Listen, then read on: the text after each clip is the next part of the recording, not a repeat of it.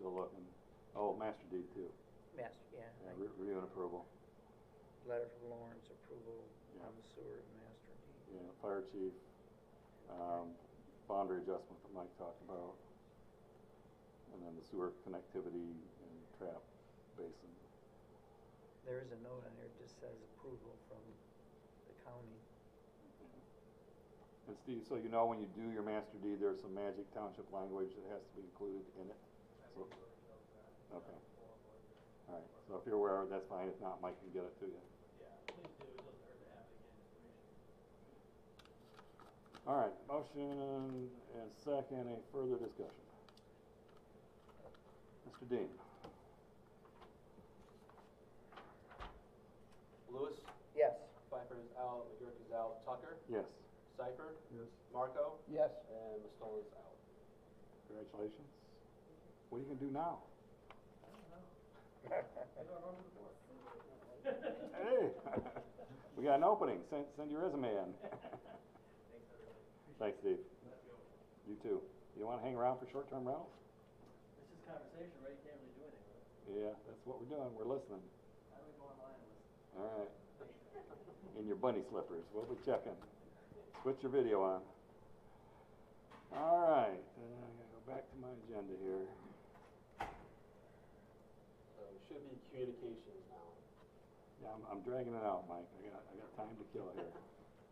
All right, communications. All right, so communications that you guys in front of you and that are available over by the door is we put together a flow chart for our action plan for discussion in the future for regulating, not regulating, regulating with regulations, Airbnb or short-term rentals. The plan kind of starts with identifying the definition and then goes over to the three main options, right? It's ban short-term rentals, allow short-term rentals, utilizing the existing township ordinances, our nuisance, disorderly people, noise ordinance, parts of the zoning ordinance. Or the third option, which is allowed with regulations, and then goes over various parts of the potential ordinance to consider. It's not recommendations, it's talking points, things that should be discussed prior to making decisions. And so that was put together again from reviewing other ordinances throughout the state, utilizing the resources of MML, Michigan Municipal League, the Michigan Michigan Township Association, and various communities around Torch Lake. You guys received, and there's on the website a summary of those, and we've gone through those during multiple meetings. That was informed in this, it helped inform the questions on the survey that we did, and it's sort of just providing a guide for moving forward. It's not an ordinance, it's not anything that's set in stone, you're going to add to it, move from it, but this gives us some direction on what to do for the discussion. It's a PowerPoint? PowerPoint? What'd you make of it? Word? Word? Wow. You must have had the advanced training class. The other thing to briefly talk about is our next meeting is August 24th. Right now we have 3 public hearings scheduled for that. 2 of them are renewals of existing special use permits for Barnfest and their wedding venue. We have a request for an accessory building on a separate lot over on Glenwood Parkway. So those are the 3 public hearings. Right now we have short-term rental orders to discuss depending on what happens at the next township board meeting. It's anticipated that a new joint meeting would be scheduled based on when that meeting is set up. We may or may not talk about short-term rentals at the next planning commission meeting. We've been asked to review the sightline ordinance, and specifically in relationship to, I guess, channels would probably be the best way to put it, non-open water lake lots, and how they are affected or not affected by the sightline ordinance. So have some discussion regarding that. Also want to have a discussion about boat launches that are not onto lakes. If we're going to do a boat launch onto the Shiawassee River, what the appropriate pathway for something like that would be. It's been discussed in the master plan and in the Parks and Rec plan, and we need to make sure it's addressed in the zoning ordinance. It's clear that there's a boat launch discussion for lakes. We need to determine whether or not that applies to kayaks and canoes. Parks. Well, yeah, that's one way to address it, right, is whether or not it's part of the park or. I was thinking about this stuff in my neighborhood now is parks. It was part of all that. Sure. All So, sorts of stuff, yeah. I'd like to put that on the agenda for the next meeting. I know it looks like a lot. If it's beginning to be a much, we can always, postpone some of that stuff, but I'd like to just get it out there. And then the other thing we need to start working on is our sign ordinance. It is woefully outdated. We need to get it updated and in place before election season starts to be able to address temporary signs in. We'll wait for that, Mike. Well, Election sign season starts? yes. For those of you not aware, I think 2016, the Supreme Court passed a decision essentially saying you cannot regulate signs by what they say. So what that means is that you cannot have specific regulations for political signs that are different than yard signs, that are different for sale signs. You just have to be able to regulate the sign based on the sign itself. If you have to read what the sign says to regulate it, you can't do that. And if you go through our ordinance, there's a lot of signs that you probably need to read to be able to determine whether or not they're allowed. So we need to clear that up. So I don't plan on talking about it at the next meeting, but I plan on giving you guys information and homework at the next meeting so that in September we can start talking about signs. So that's sort of the coming attractions that we got going on for the next couple meetings. On my 39th wedding anniversary. I think I'm gonna be in big trouble. We have a question in the back, yes? I'm sorry, I apologize, I came in a few minutes late. I was here a couple weeks ago with the planning commission meeting, and there was a meeting tonight. Can you explain to me what's going on? Right now, you're at another planning commission meeting, okay? So we had an agenda item for a site plan that we have finished. We're just going through the rest of our planning commission agenda.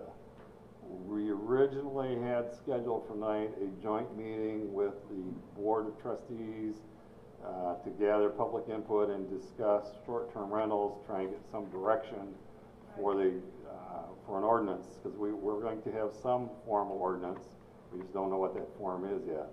There was a technical problem. The board portion of the meeting has been canceled, but we're going to take public comment on short-term rental issues later on in this agenda as part of the planning commission meeting.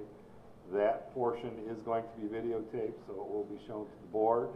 If I have anything to say about it, it will be available to them in one way or the other. Does that bring you up to speed? Thank you. Sure. Any more communications? That's what I got. We got 4 more minutes to kill, so we got minutes. We got 4 minutes worth of minutes. We got 4 sets of minutes. We got minutes from the July 13, 2023 Planning Commission meeting. Anybody have any modifications, corrections, additions, subtractions, or obscene gestures to throw at them? I did not. All right, hearing none, those minutes will stand as submitted. All right, next order of business is public comment. As indicated just a few moments ago, we're going to take public comment on the issue of short-term rentals. As I'm sure all of you know, the township is in the process of working on an ordinance with respect to short-term rentals. We sent out a survey on it. We've had, I can't begin to tell you how many open houses and public input factors, but tonight is another opportunity to voice opinions. Not sure it's going to be great from a question and answer standpoint. Does our procedural posture prevent us from asking or answering questions, or is that only because of the joint meeting with the board? Don't know. know? So conceptually, the planning commission in the past has offered discussion. Yeah, I don't know that the, this is public comment, right? right, it's Yeah. just public comment at this point. It probably is not in the best forum to have a discussion, Right. regarding that right Right. now. All right, so, again, that joint meeting is gonna be rescheduled, the opportunity isn't going to be gone, it's just a procedural problem. We will reschedule it, but that said, we're gonna open up the floor here a minute for public comment on the issue. The only thing I ask of you is if, you hear somebody make a point, and you either agree with it, well, if you agree with it, just tell us. You don't have to restate the whole point again. We will be able to follow along with that, just so we're not being redundant with our things. And if you can, if somebody's already made the point, you can just say, yeah, I agree with so-and-so on this or that issue. But we do want to know what you think about it. We don't have any preconceived direction, I can assure you. Run into some skeptics about that, but it isn't true. We don't know where we're going, we're trying to listen to our people. I have never seen an issue that's been more thoroughly researched, trying to see what our people want with respect to this issue. And it's a divisive issue, so let's all remain polite and considerate. And we don't need addresses or anything, do we? Or do we? It's not required, Yeah. right? We can ask if they want to provide it, they can. Okay. I'd also recommend that we just kind of go in order, right? Start one row and just go orderly, ask each row if they have comment. Okay. And then, this is the planning commission, and as noted on our agenda, we have a 5-minute time limit. And so you get 5 minutes, no repeats. We need an hourglass. With a little red I light, got little red my, light at the bottom. You got it. I got my clock. I'm not as fussy about the 5-minute stuff. I don't want to waste everybody's time. I was at a Grand Blanc City meeting. I had my lawyer hat on. It was an important issue. And they got up at the beginning of the meeting and said public comment is limited to 3 minutes. I thought they were telling a joke. I laughed out loud. And what I found was the way they gamed around it was there were several other lawyers there on the issue that I was there, and they would have different people would say, I cede my 3 minutes to so-and-so, I give my 3 minutes. So it was somewhat of a joke anyway, but I couldn't believe they were doing that to start. All that to say, I'm not gonna run a 5-minute clock on you.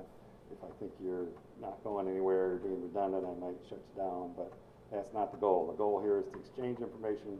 We are interested in what you have to say. So, I will follow Mike's suggestion. I don't know why I would do that, but I'm gonna do it anyway. We're gonna start over on the left side. First row here, anyone care to address the planning commission on short-term rental? Not right now, I'll make spur and come up later. Okay, that's fair. I guess we don't have to limit it to short, it's public comment, right? It's public comment on anything. So you can tell me anything you want, including short-term rental. All right, second row, young lady back there. You, Can we have you come up to the podium so that we can, get you on the microphone. Not everybody is blessed with this deep, strong voice. I Whoa. have come up here several times, and you always make me give my name, my address, and I've noticed you haven't done that with other people, and I'm wondering, am I singled out because you really want my name and address, or? No, But that's just- we saw your picture on the post office wall. Yes, We wanted to that's know who it was. probably it. All right. Somebody on this board, and I don't know who it was, said they had reviewed with Torch Lake Airbnbs. Some were in different townships. Some had Airbnbs, no Airbnbs, others had different rules. I'd like to have a little more information on that. Well, that was me. Yeah. And it was when I was up for 2 weeks for vacation, and I asked Mr. Dean to acquire the ordinances, because there are a number of different jurisdictions along, it's a very large lake, and Mr. Dean has in fact done that. So if you want to swing by during office hours, he can give you copies of those ordinances. Well, I'm just wondering how that works out with, do in some places where they have a heavy number of Airbnbs, is it more problematic to the neighbors? Well, all we're looking at is the ordinance, and Oh, okay, there are well, different yeah. levels. That's what makes it interesting. There are ordinances that say you can't do it, period. Well, but, It's the impact on the neighborhoods that we Yeah. really want to understand. Now, I also recall that there was a gentleman here, and I've since found out he lives on the south side of the lake, so he may not be in our township, but he had an unofficial Airbnb, and he's had nothing but problems with the people coming in and out, and no help from police or any other agency. How would you address that issue if someone came to you and said, we've had, several sets of people come in, and one set is noisy, and one set uses foul language, and one set uses our yard? What would you say to that person? How do you address that? What I say right now is we do not have an ordinance that regulates short-term rentals. Yeah. However, we have lots of ordinances, okay? And if they're being noisy, Yeah. we have a noise ordinance. And we can field complaints with respect to that. If it's a trespass issue, Okay. that's not okay, no matter whether it's short-term rental or not. So there's a multitude of tools that are out there, but nothing that specifically address But this issue. my concern is, if you have a neighbor that say, neighbors might have a party once a year or something like that. You go over and talk to them and say, hey, this has happened to us, your party goers left trash in our driveway. Well, they come over and pick it up. Do you tell me the Airbnb owners would come up every time there was a problem and, clean up a mess, or tell these are issues that you have not addressed. You keep talking about ordinances, but this changes the dynamic of it. It doesn't become a residential neighborhood if you have several Airbnbs, people coming in and out, signs saying cars that you don't know who they belong to. Anybody then can make an easy swing through a neighborhood, because nobody's going to have a clue as to whether they're going to the Airbnb or whether they're scouting out your place. I think this is more of a problem than you want to recognize. And with that, I'll withdraw. I'll still have comments later on. Third row. Now, Comments? comments, absolutely. I guess just statements or comments or what? Comments, Kind of kick things off? statements, obscene gestures, whatever you No, want to not do. obscene gestures. First definitely not. Amendment's in full Actually, I force think here. there's an ordinance against that. Is there? That won't be happening, so no First worries. Amendment trumps all that. I've written a brief statement. I'm just going to read that. My name is John Smith. I live at 14252 Dartmouth Drive. I hope the Fenton Township boards and anyone involved in this decision considers our current economic situation as well too. Interest rates are not in the 2s and 3s percents that they have been, and now they're pressing against 8%. Properties that are days on the market, no doubt are sitting, I'm just going to read it instead of trying to do it, are sitting on the market has significantly increased. The prices of homes that are for sale, they are not increasing, which means home values are dropping. Houses up for sale are now making multiple price drops and much longer on the market to sell. I'm getting to a point here, if they're selling at all. There's a house actually 6 doors down from my home, originally priced at $800,000, but it now still sits for sale at just under $700,000. Over $100,000 price drop, and it's been for sale now over 14 months. As a country, state, and including our area in Genesee County and Lake Fenton Township, we're going certainly through some more challenging economic times. People that are against short-term rentals use an argument that short-term rental hurt home values, neighborhoods. I can assure you, not much more hurts a home value in neighborhoods than foreclosures. Banning short-term rentals take away homeowner options. A person that may get affected by the current state of the economic challenge may need options to avoid foreclosure. This current economic climate doesn't seem to be the best time to start eliminating options for our homeowners in Fenton Township. If a person had to sell now, they may be subject to losing tens of thousands of dollars. And in the example I just gave, that's over $100,000, and it still is not sold. Having the ability to utilize short-term rentals may save a person from foreclosure, gives them options, and it may save a person from $100,000 loss. I certainly believe there should be some reasonable regulation, but regulation with a heart, not with a fist or over emotion. We shouldn't be choking off people's options to exercise good practices of short-term rentals. I feel a good neighbor, and I've talked about this good neighbor, I think someone else referenced that, I think it kind of even defines itself. I feel a good neighbor regulation can be created if we keep our minds and we're willing to stay open. Thank you. Thank you, Mr. Smith. Anybody else in that row? I've lost track of what number it is, so I'm gonna go with whatever the next row number is. Anybody there? Hi there. Give us your name and your address, please. Yes.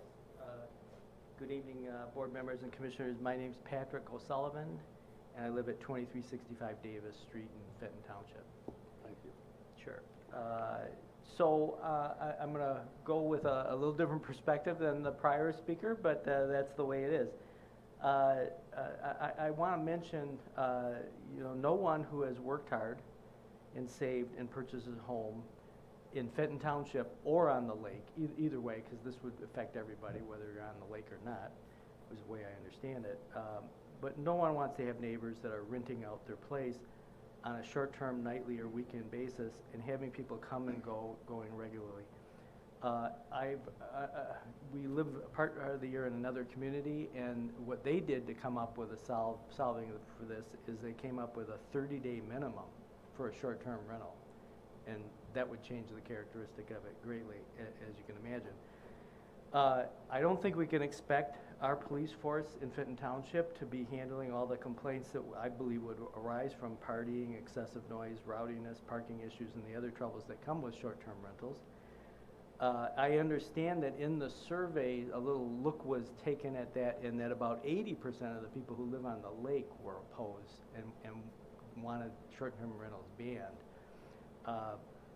We already have enough trouble on the lake. I can vouch for that in the sense that people are speeding on jet skis, other watercraft breaking the law, going over the 45-mile-an-hour speed limit and creating a dangerous situation. Unfortunately, Michigan has no boating license requirements for adults, so it is up to the individual to get educated on how to properly operate a boat on the lake.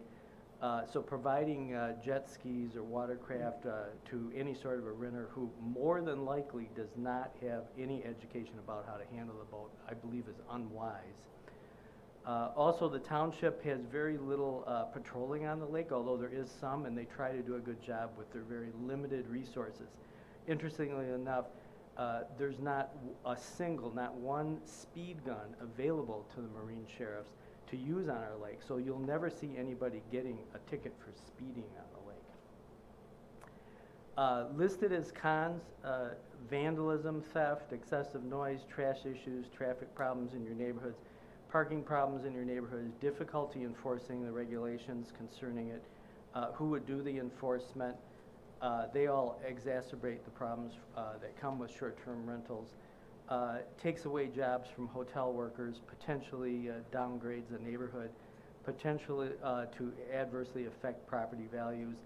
And I think the most important thing to me of all is this, when you bought your home in the first place, you bought your home in a residential area. And so the argument could be made that changing it to an STR where you can run a business right next door to people, I think it's something of a betrayal to homeowners who purchased their home in a residential area by changing the zoning away from what the property owner originally purchased. That's one of the key points, I think. So, any questions? Or? Thank you for your comments. Okay, thank you. Anybody else in that row? Next row. Give us your name and address, please. My name is Kevin Bigelow. I live at 13360 Hogan Road, and is this question or this comment supposed to be specifically about short-term rentals? You can talk about anything you like. I want to ask you guys, what is the supreme law of the land? Do you know what that is? If you talk about Let me help you. It's the Constitution. the U.S. Okay, Constitution. yes it is, Be and the more Michigan specific. State Constitution as well. We have been given certain inalienable rights in that. I may not make some people happy because I think they might be against this, even some of my own friends, but you guys are private, or you guys are public trustees, and we the people are private. We're private citizens. We have the right to private property. We have the right to do whatever we want to do with that property. And obviously, within reason, we have to obey the spirit of the law, not the letter of the law. So I want to make a comment that you guys do not have a right to enforce ordinances or laws when it comes to the private citizen. The government is to protect everybody's right. And there are certainly people out there that I have heard of that have to use their house to be able to make some money to be able to live, as this gentleman, I think his name was John Smith, commented about. So I want to bring you back to that very point, that that is the supreme law of the land, and you do not have a right to enforce anything on anybody that has private property. That is protected under our Constitution, our Michigan State Constitution. Now, I want to go to the next issue, and that has to do with, it has to do with a lot of these subdivisions and condos and townhouses and all that stuff going in. I made reference to that on one of the last meetings that I don't remember seeing everybody here. But we just cannot sustain the infrastructure. We cannot sustain these buildings with the traffic and stuff. I know the Linden police officer, Chief Sutter, and he made a comment to me himself about we can't already deal with what we already have. There's just not enough room. So I just think you guys need to slow your roll and all that kind of stuff too. So those are my comments. Thank you very much. Thank you, sir.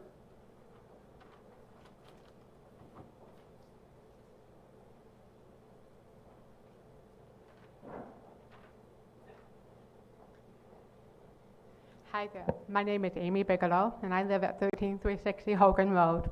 And I wanted to say that with the Airbnb, there should be no additional regulations. Why? Because we own the property. We are private citizens. The other thing I wanted to make clear is that as neighbors, we all should want to be good neighbors. And if we're not, and we get some bad people renting, obviously the police is going to step in. And if it becomes a problem enough, eventually the person renting the Airbnb will either cease because the neighbors have stepped in, the police have stepped in, so that itself is already in place. To add additional regulation, to me, makes me feel like I'm back in kindergarten, being told I must pay for this and do this and do this, which will seize all creativity, productivity, and extra ways of making income. So I highly recommend you do not regulate. I personally would like to see anything near my house, but I'm not going to tell my neighbor what to do because I'm a neighbor that owns my own property. I don't own their property. So if they choose to make loud noises and it becomes a nuisance, then it's up to me to call the police, not to come to you and ask you to regulate them before they even get started. So please consider that. Thank you. Are you any relation to that dude in the red shirt right there? Well, I wanted to hear it from her. I didn't ask you. All right, I think we're shifting sides. We'll go from the back, just because it seems logical. Anybody, back row, next row up. Anybody there? Comments, questions, obscene gestures?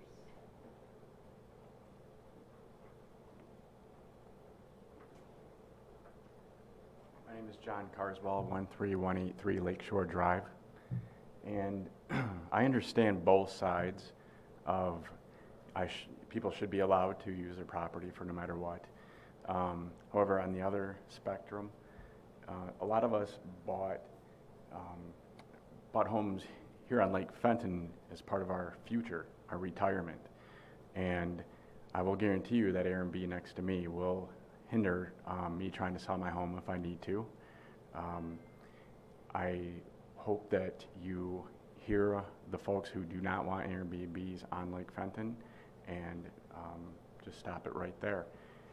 And we're also not considering any possible drug trafficking or human trafficking or anything else coming down the streets in our townships.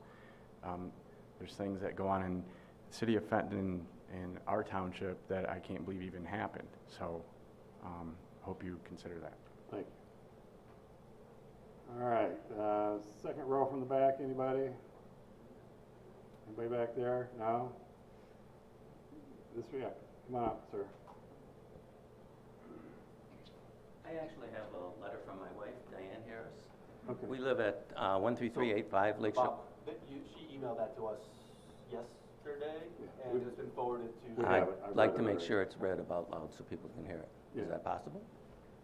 Well, no, we're not gonna read the letter. We have the letter. We'll include it in the file. You tell us what you want to tell us. First of all, you're gonna start with your name and your address. Bob Harris, I live at 13385 Lake Shore Drive. Okay.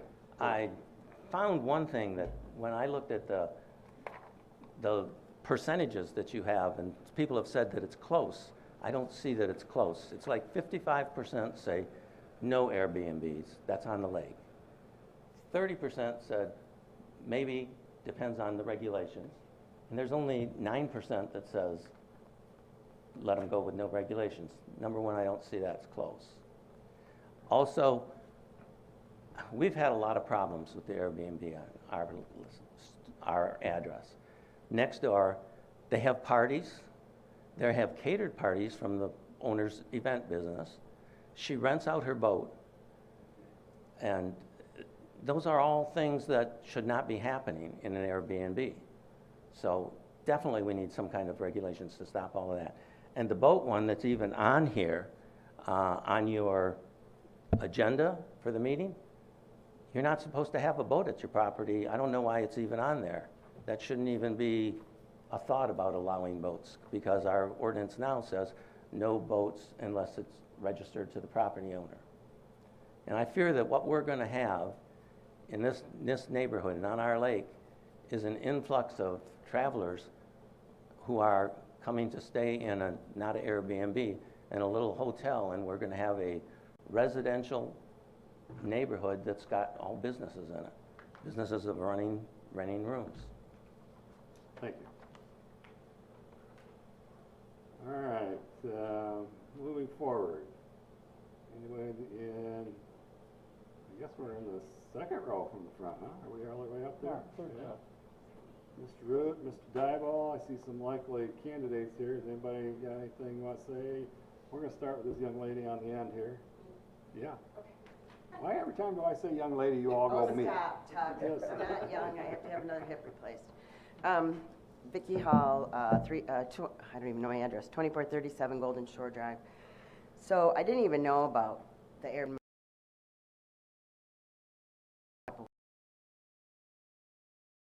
Found out that we have an Airbnb on our street. We also found out that there's 2 more in our area. A zoning change, spot zoning, whatever, not a fan of it. A special use permit or a home occupation permit where it is regulated on a yearly basis with review. I'm not opposed to it, as long as there is some criteria. The people that spoke about that's their land, they can do what they want to with it. You know, they feel, don't hold me, you know, it's my property, I can do what I want. Well, with that comes situation. You live in a municipality that has ordinances. That's just the way it is. That's the way it's always going to be. That's why you have, what do you have? 1, 2, 3, 4, 5, 6, 7 different residential zonings. If it were RM1, RM2, a multiple family type situation, I have no problem with that as long as that zoning is there. But we have duplexes and quadplexes in my subdivision, which is only a street and a half. And I fought hard to get my streets resurfaced last year, which we did. But we just found out that this duplex is an Airbnb, and now she says she can house 10 people. She's had it turned into, this duplex is now I guess you'd call it a 3-plex. There's a separate entrance upstairs and a separate entrance down on the lower level. There has to be some kind of, and this has been going on for a couple of years, that y'all have known that there's Airbnbs going on. And I fail to see why someone wasn't looking into this 2 years ago. As a previous property appraiser for Genesee County, I'm going to tell you, principal residence exemptions are #1 in my book. You get a hell of a discount for having that be your principal residence. I see you have a thing on here about making it be their principal residence or whatever. You're going to have people like the lady down the street from me who has 7 Airbnbs.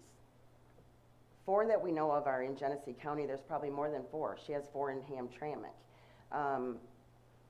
The one in the city of Fenton and the one in Fenton Township both had 100% principal residence exemptions on them, which we talked about, John. And I understand that, you know, there is percentages that can be applied to principal residence exemptions, but it is only 50%. I talked with the Van Gilder family who have their home in Key West, Florida.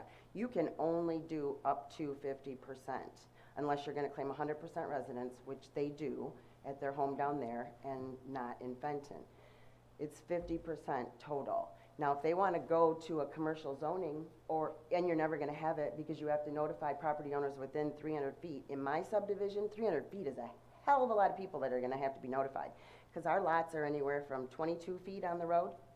I have 66 on the road, but it's very small. And people are gonna say, no, we don't want it. And you guys are gonna, I know what it's like. I sat on the planning commission at Mundy Township for 8 years. I know how it works.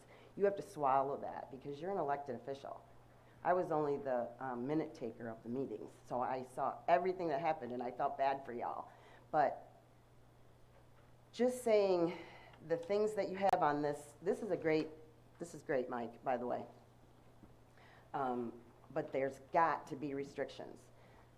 Yes, Lakeshore Drive is a menace because when they have a party, it affects our street. And now they've repaved our street and they want to come down Golden Shore. And instead of taking Crane out to Torrey Road, which we knew that was going to happen with people anyway, getting our streets all nicely done. But the speeding that's going on, and then when I follow them and they go down and here's this driveway with a lot of cars in it, I know what's going on. And like the other one said, the police can't be everywhere at every time. The part about the water, I have a problem with because I live on Golden Pond. I don't live on Lake Fenton. Y'all could, if you're gonna put a restriction in and you're gonna allow, you know, them to run a boat at the marina across the way or whatever, they can't have a boat at a dock like Mr. Harris said. That's just a no-go. But if you're gonna allow them to rent a boat from, say, the marina across the way or whatever, that public access is Genesee County property.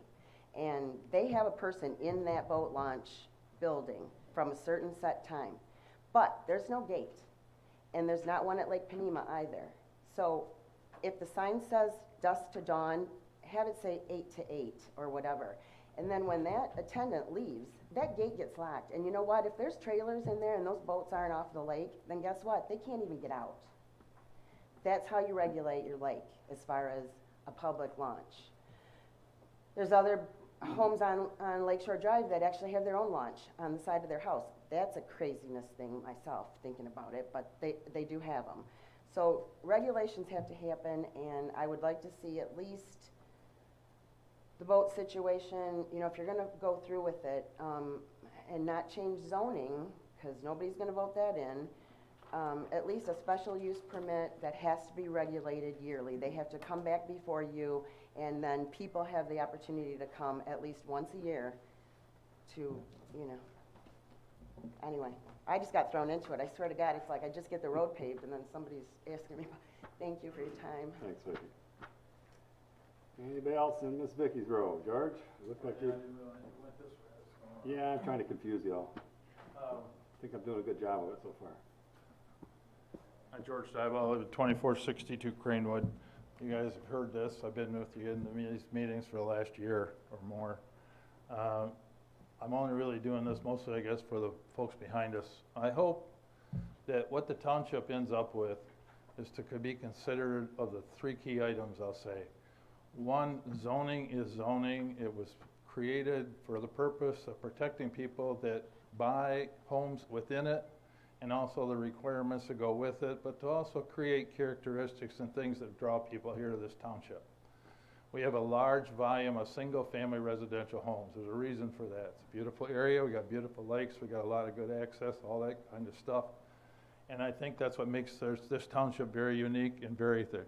With that came, in our zoning ordinance, way back when, over 20 years ago, we put in a riparian ordinance for the purpose of protecting the safety, welfare, and health of the people, along with keeping the rules about what lake you can do as an owner of a piece of property.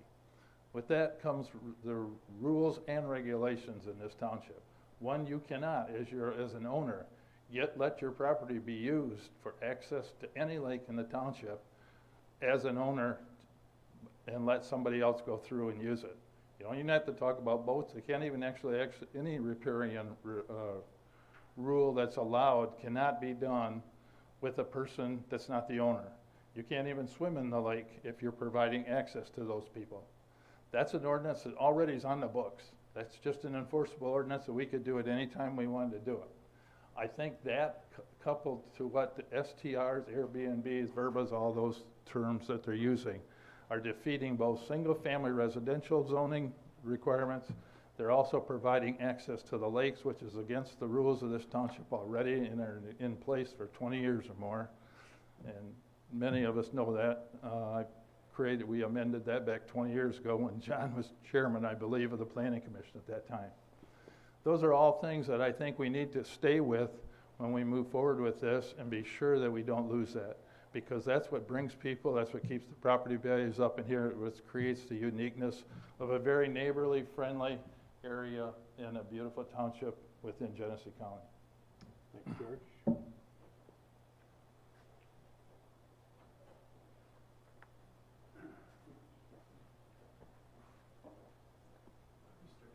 Mr. Rutt, how are you? Very good. Jim Rutt, 12558 Cusawego Drive. Also the president of the Property Owners Association. This has been a long, drawn-out thing, and there are a couple of points tonight that concerned me. One was the tally of the for and against. It seemed like it was made to look closer than it is, and I think we already heard that comment tonight, but I would request that tally be looked at and with a little more discretion so that we can actually distinguish how much difference there is. We've done several surveys on the Property Owners Association, and it runs about 80% for against short-term rentals. And also brought up tonight was the ordinances that we have and are looking at.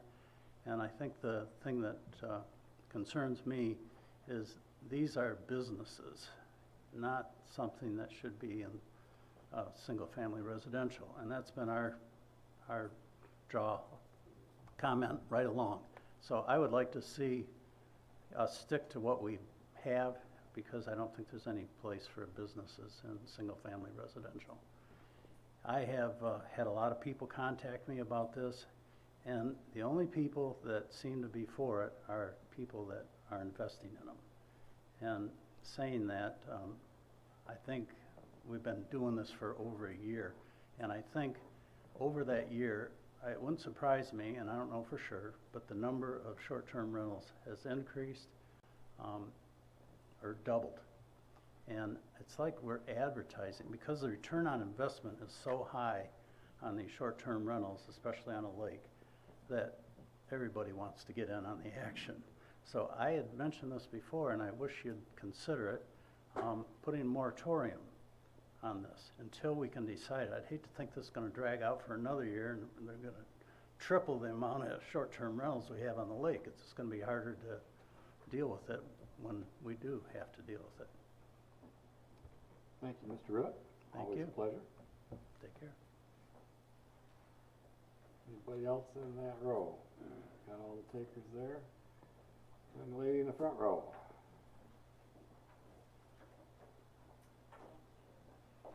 My name is Amy Lincoln. I live at 13389 Lake Shore Drive. I do own a short-term rental. My home that I live in is also rented on a short-term basis.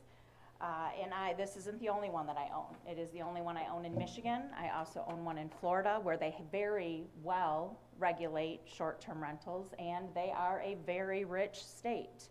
So the folks that are concerned about property values decreasing and the neighborhoods turn into shit and all of this, That's really just not the case. Airbnbs are in every large community, every large touristy area. You want to go to Colorado, you want to go to Vegas, you want to go to Florida, you want to go to Michigan, anywhere, you're going to be able to find an Airbnb. So regardless of whether you try to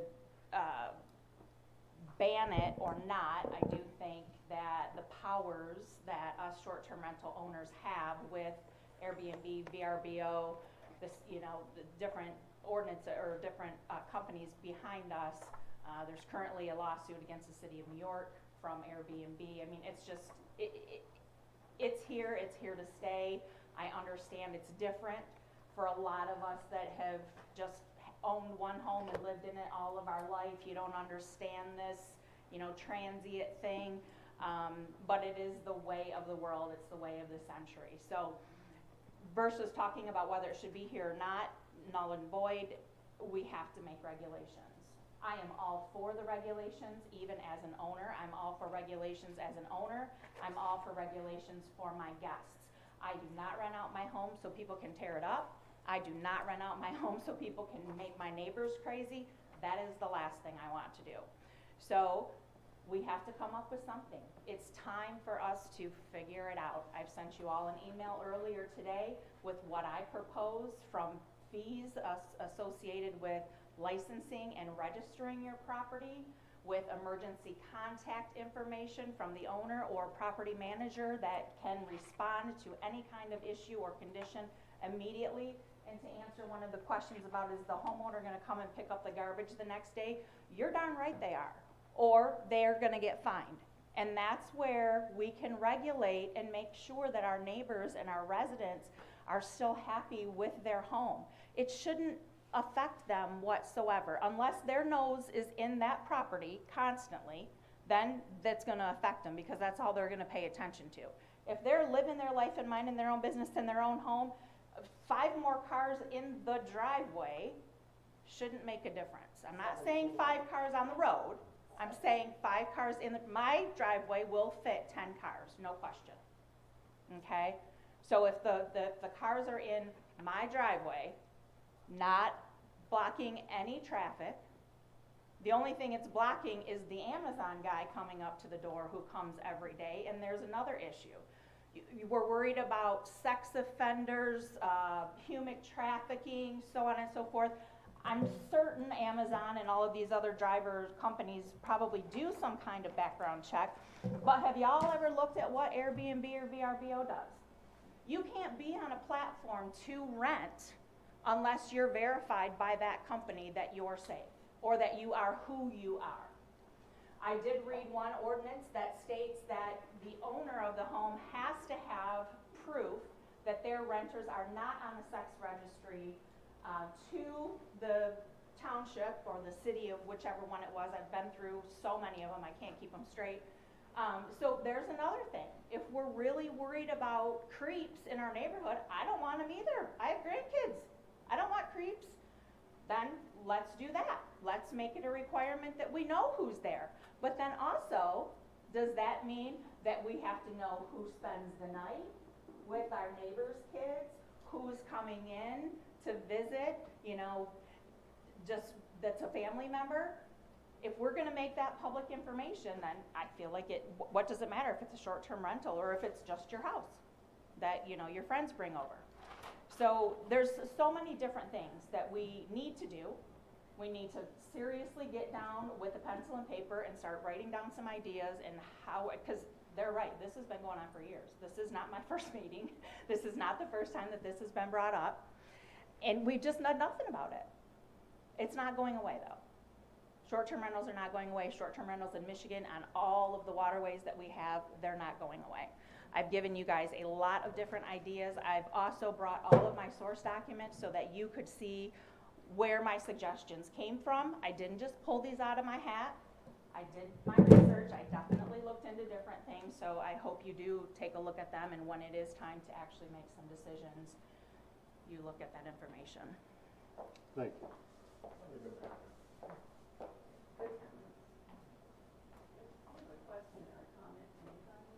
Okay.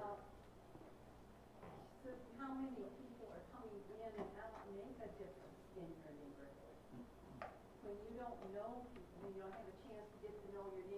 then they, know who's coming in now.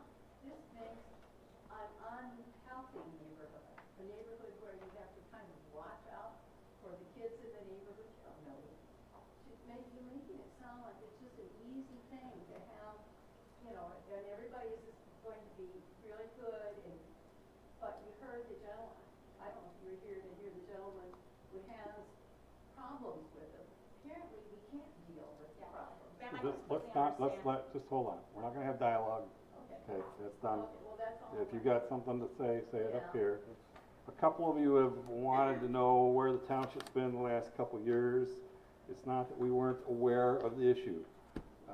We're keenly aware of the issue. The state of Michigan has been for 7 years, somewhere in that neighborhood, putting forth proposed legislation with respect to this issue.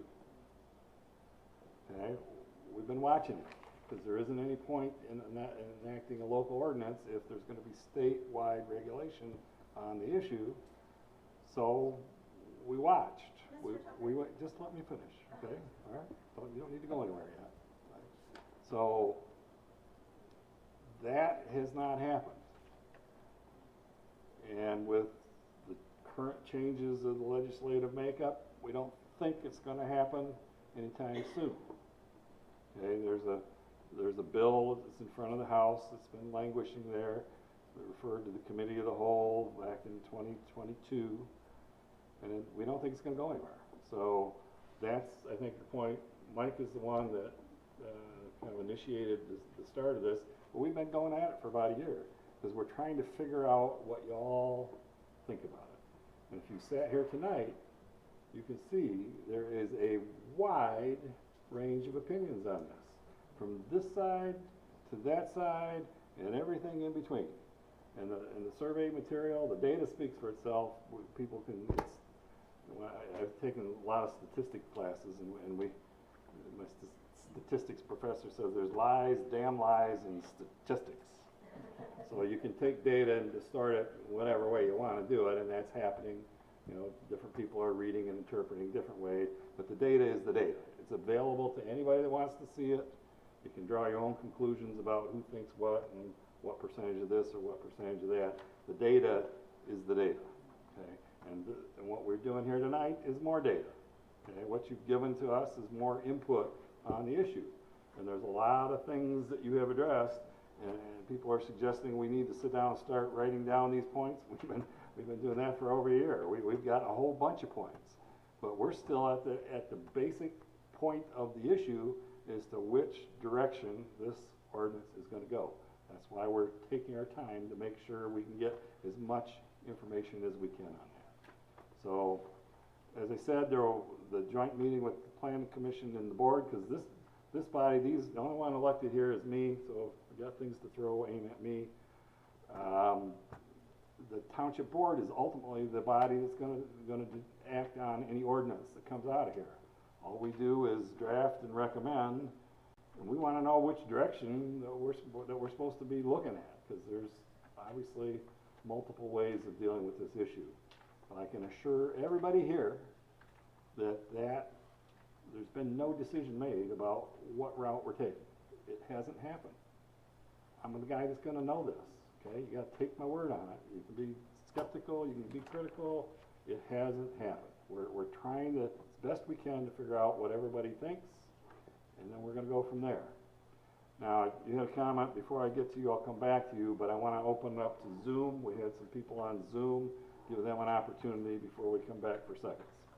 Anybody in Zoom that would care to comment on either short-term rental or anything else that's on your mind? You have to unmute yourself so we can hear you.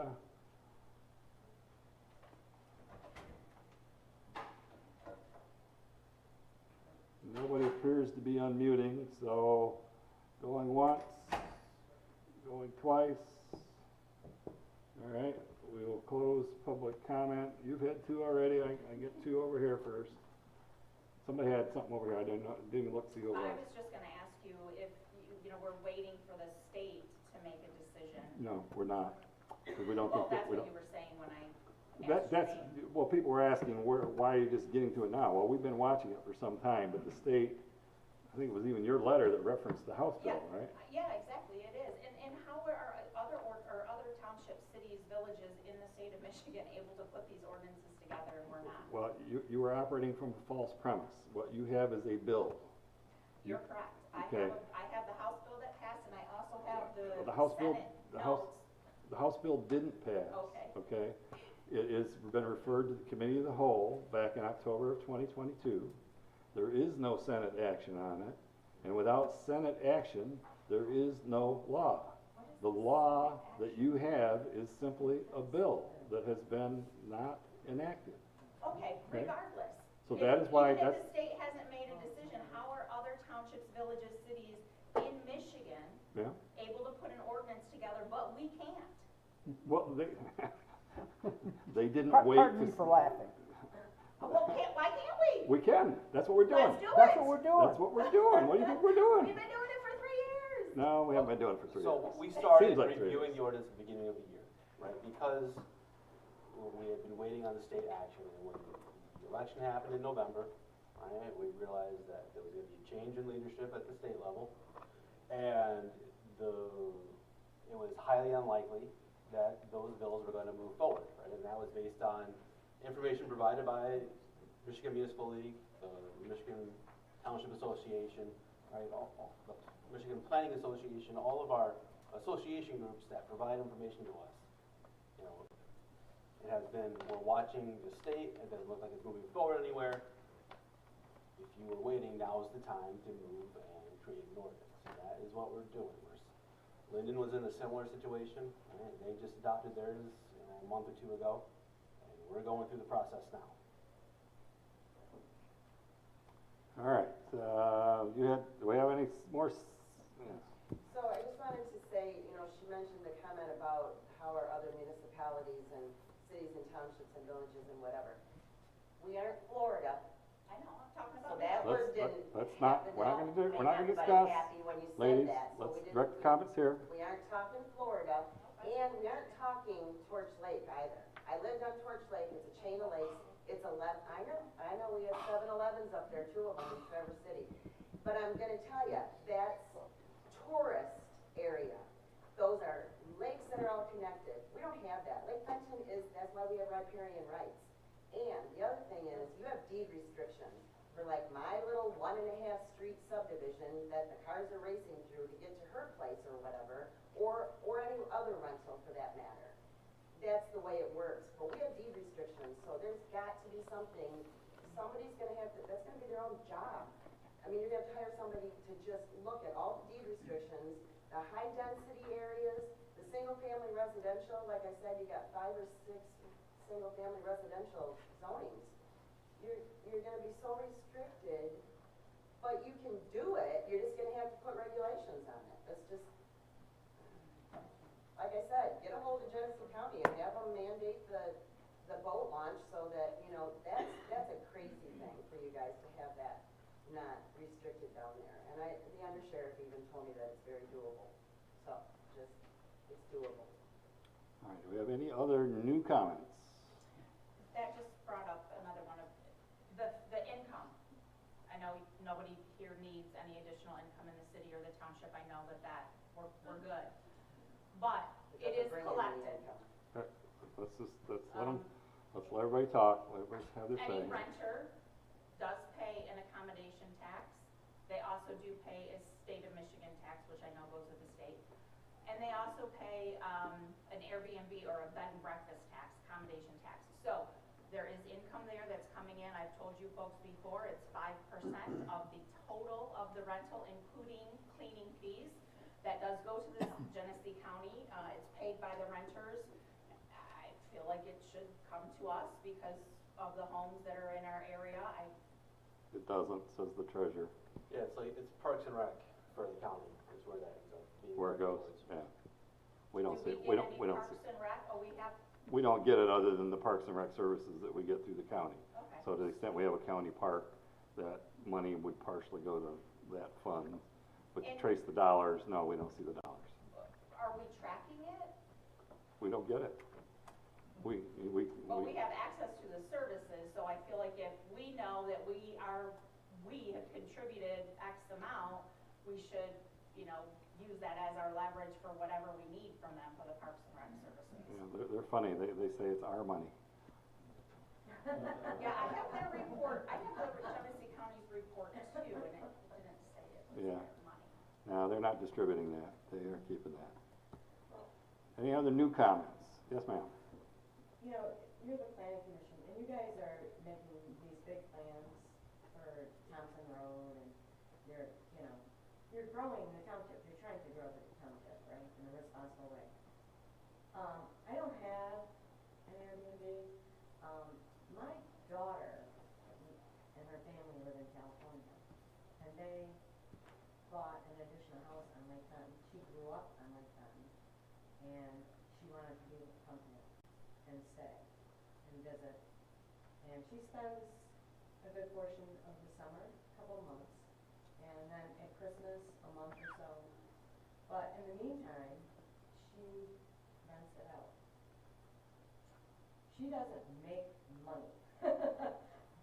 With the taxes that she pays, being a home, you know, she pays a homestead tax. I mean, she doesn't make any money. She barely pays the taxes on what she rents. But what we found was she was renting it to, like in the middle of winter, which was surprised her, to maybe a family that came in for a funeral for a week long. You know, they had to deal with parents' dealings or whatever. And that happened several times. So they didn't want to stay in a hotel with their family while they're dealing with a funeral and all the things that go along with that. So I'm just saying, Miller Industries, they have had people stay in my daughter's place. They're there for business, they've come there. I mean, you've got these businesses now, and people would prefer to be able to make a meal and stay in a home rather than a hotel for a week or two. So I'm just saying, there's a purpose for them. And I don't know if any of us, I mean, haven't we all stayed in one somewhere? I mean, we all have, haven't we? I mean, this is like ridiculous. We're in, you know, we're around, you know, I just feel like, I think they should be regulated. There should be some regulations, because I don't think that abusing your neighbors is a good idea. I think, she initially rented one time wrong, and since then, she's very cautious about who she rents to, why they're coming, how many are gonna be there, no parties, you know. I mean, she's very particular, and she does know exactly why they're in town, whether they're visiting family or not. And a lot of people like to stay in their own place when they're visiting family. Believe it or not, they don't like to necessarily stay with their family. No. So she gets a lot of that, and I think she does a good job with her property. She pays shoemakers to mow and take care of weeds, and, you know, she got a brand new, I mean, she doesn't slouch on taking care of her property like some long-term rental people do.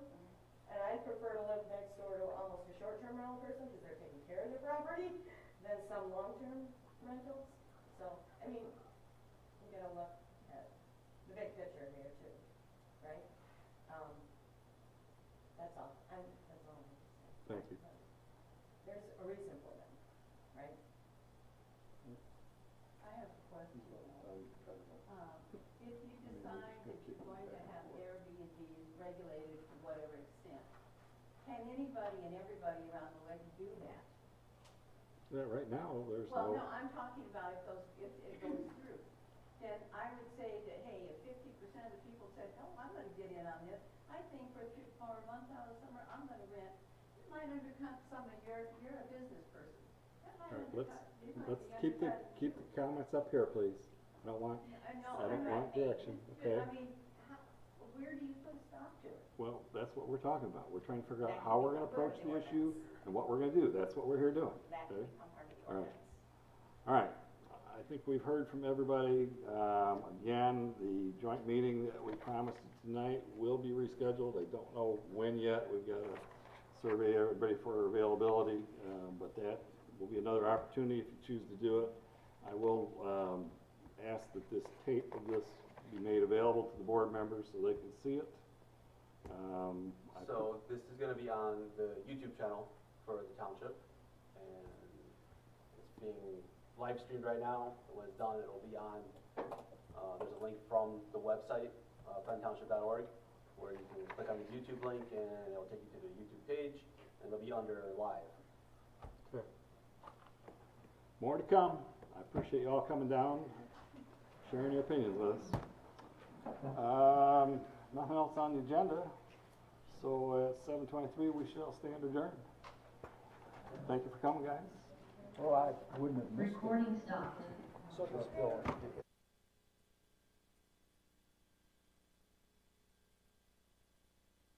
Yes.